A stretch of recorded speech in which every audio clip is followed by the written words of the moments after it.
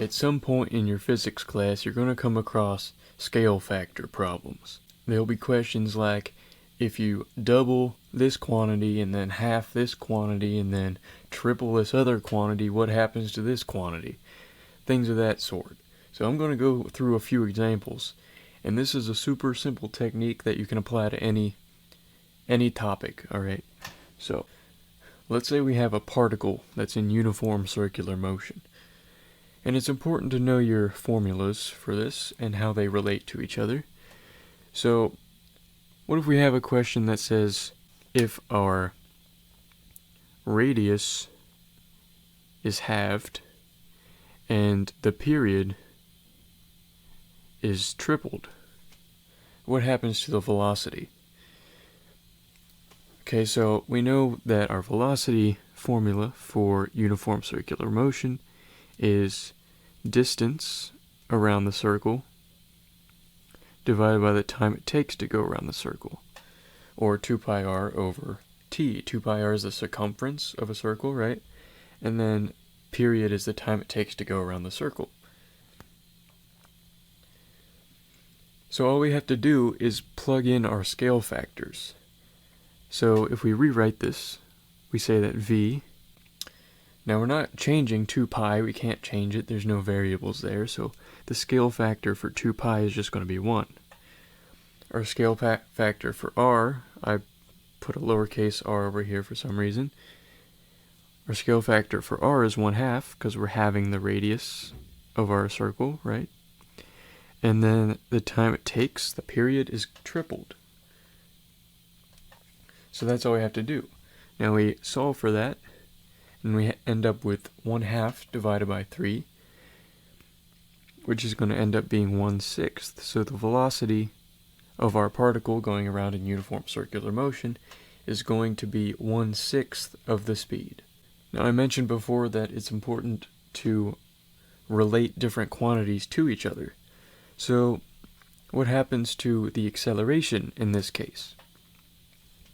Well, the acceleration in uniform circular motion we know is v squared over r. So all we have to do is plug in our v, how our v changed, and how our r changed. So our v changed by 1/6, and we're squaring that quantity, remember? And our r is halved. So our acceleration is going to be 1/36 divided by 1/2, which is going to equal 2/36, or just 1/18. So our acceleration is going to be 1/18 as much. Now what about net force? We have another quantity that we can figure out. Okay, so I'm going to add another quantity here because, as we know, net force is equal to mass times the acceleration. So I'm going to say that the particle's mass is quadrupled. Why not? Now we can plug in what happens to the net force when we quadruple the mass, and 1/18 the acceleration. Well, we'll get 4/18 there, which is the same thing as 2/9.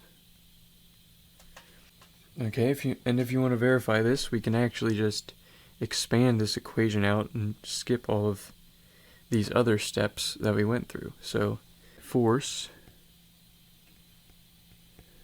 is equal to mass. Now if we want to expand out the acceleration, remember it equals v squared over r, but if we plug this in for v, we end up getting 4 pi squared r divided by t squared for our acceleration. And now notice that we only have these three quantities in our equation now, so we can just plug those in. And those are our scale factors, remember. They're not our actual quantities. But it still works to find the scale factor, so our mass is being quadrupled. 4 pi squared, we can't change that because there's no variables in that equation. so the scale factor for that's going to be 1. R is 1/2. The scale factor for R is 1/2. And t squared, t is 3. T is being tripled, and we're squaring that quantity. Okay, so 4 times 1/2 is 2, divided by 9, because 3 squared is 9, right? And we get 2/9. It's the same as we got over here. Okay, so we just verified that we did everything correctly. Now, one of the more trickier ones you'll come across is in universal gravitation, because you have more than one body that's involved in the force. So what if we said that m1, the mass of the first body, is being halved, and the mass of the second body is being tripled. And the radius, that's another common thing that they change in the problems. The radius is going to be doubled. And they're going to ask what happens to the force between those two planets. So our force for gravitation is G, which is just a gravitational constant. They have m1 times m2 divided by the radius squared. And whenever you have something raised to an exponent, it's going to have more of an impact on your quantity that you're trying to find. So all we do again is plug in the scale factors. F of g, remember g is a gravitational constant, so it doesn't change. So we're going to have a scale factor of 1 for that. m1, the scale factor is 1/2. The scale factor for our second planet is 3. And our scale factor for the radius is 2. And that is being squared. So if we multiply the numerator, we get 3/2 divided by 2 squared is 4. Now if we multiply this by 2/2, we can eliminate the denominator here and we get 3/8 as our final answer. So the force is going to be 3/8 as much. Now something else that might be helpful is when you're reading the equation, it's not gonna lay this out for you just to plug in, okay? It's gonna say like the mass of planet 1 is halved,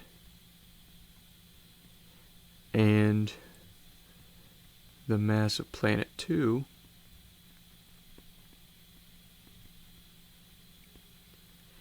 is tripled.